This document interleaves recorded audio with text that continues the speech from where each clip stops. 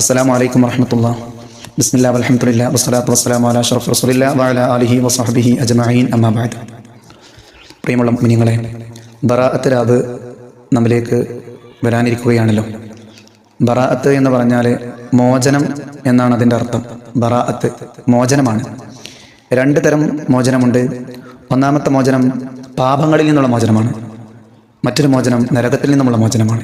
ഈ രണ്ട് മോചനങ്ങളും ഈ രാത്രിയിൽ, അതായത് ബറാഅത്തിൻ്റെ രാത്രിയിൽ നമുക്ക് ലഭിക്കാൻ പോവുകയാണ്. അതോടൊപ്പം തന്നെ അല്ലാഹു സുബ്ഹാനഹു വ തആല അടിമകളിലേക്ക് ഏറ്റവും കൂടുതൽ അടുത്ത് ഒന്നാനാകാശത്ത് വന്ന് അടിമകളോട് വിളിച്ചു ചോദിക്കുന്നുണ്ട്. എന്താണ് വിളിച്ചു ചോദിക്കുന്നത്? എന്നോട് നിങ്ങൾ ഭക്ഷണം ചോദിക്കുന്നില്ലേ? പാപമോചനം ചോദിക്കുന്നില്ലേ? അതുപോലെ തന്നെ ആയുസ്സിലെ വർധനവ് ചോദിക്കുന്നില്ലേ?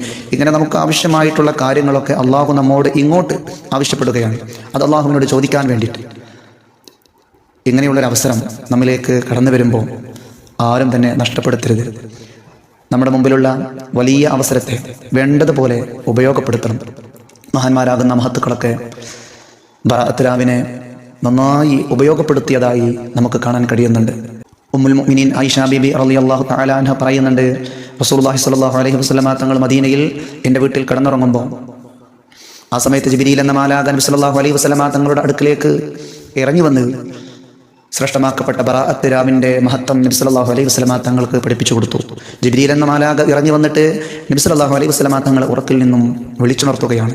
നബി തങ്ങളോട് പറയുന്നു, യാ റസൂലല്ലാഹ്, അല്ലാഹുവിൻ്റെ റസൂലേ, ഇത് ഉറങ്ങാനുള്ള രാത്രിയല്ല. നബി സല്ലല്ലാഹു അലൈഹി വസല്ലമ തങ്ങൾ ജിബ്രീലിനോട് ചോദിക്കുന്നുണ്ട്, യാ ജിബ്രീൽ, ഈ രാവിൻ്റെ പ്രത്യേകത എന്താണ്?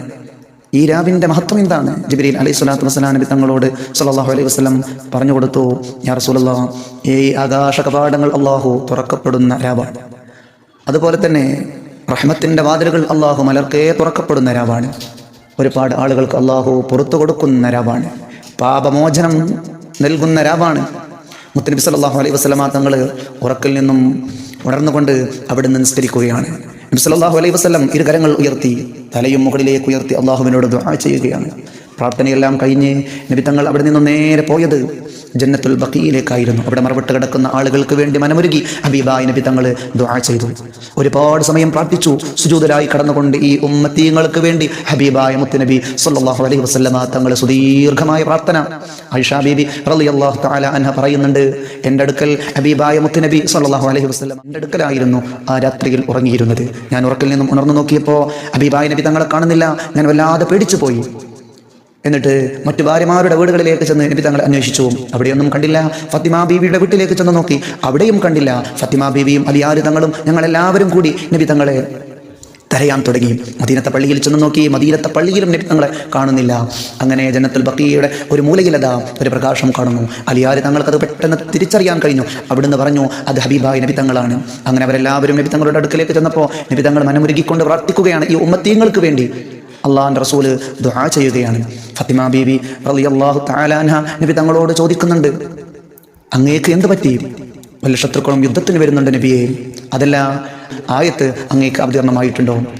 ഫത്തിമ, ഇതുകൊണ്ടൊന്നുമല്ല, ബറാഅത്തിൻ്റെ രാത്രിയാണ്. ഒരുപാട് ആളുകൾക്ക് അള്ളാഹു പാപമോചനം നൽകുന്ന, ഒരുപാട് ആളുകൾക്ക് അള്ളാഹു പുറത്തു കൊടുക്കുന്ന രാത്രിയാണെന്ന് ജിബ്രീൽ അലൈഹി സ്വലാത്തു വസ്സലാം എൻ്റെ അടുക്കൽ വന്നുകൊണ്ട് പറഞ്ഞ രാത്രിയാണ്.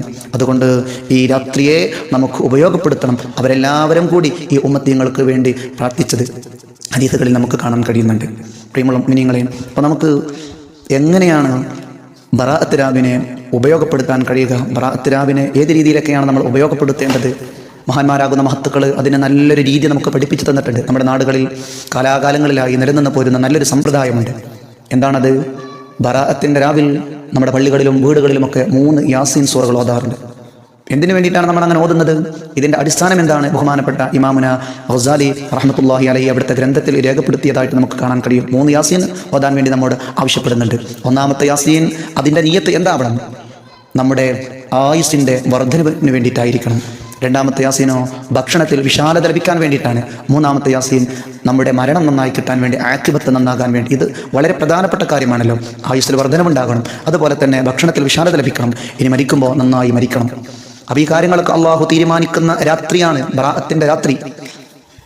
ഈ ഷഅബാൻ 15 രാത്രി മുതൽ അടുത്ത വർഷം ഷഅബാൻ 15 രാത്രി വരേക്കുമുള്ള എല്ലാ കാര്യങ്ങളും അള്ളാഹു തീരുമാനിച്ച് അതാത് മലക്കുകളെ ഏൽപ്പിക്കുന്നത് ഇന്നത്തെ രാത്രിയിലാണ്. എല്ലതും അള്ളാഹു തീരുമാനിച്ച് മലക്കുകളെ ഏൽപ്പിക്കുന്നത് ഇന്നത്തെ രാത്രിയിലാണ്. അപ്പം നമുക്കൊക്കെ നല്ല ആയുസ് ലഭിക്കണം, റിസ്ക് ലഭിക്കണം, അതോടൊപ്പം തന്നെ നമ്മുടെ കാര്യങ്ങളൊക്കെ റാഹത്തിലായി കിട്ടണം. ഈ രാത്രിയെ നമ്മൾ അതിനു വേണ്ടി ഉപയോഗപ്പെടുത്തുക.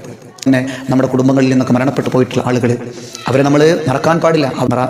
രാവ് ഇബാദത്തുകൾ കൊണ്ട് സജീവമാക്കാനും അതിൻ്റെ പകൽ നോമ്പനുഷ്ഠിക്കാനുമാണ് നബി സല്ലല്ലാഹു അലൈഹി വസല്ലമ തങ്ങൾ നമ്മോട് നിർദ്ദേശിച്ചിട്ടുള്ളത്. ഹബീബായ മുത്തുനബിയുടെ നിർദ്ദേശമാണത്.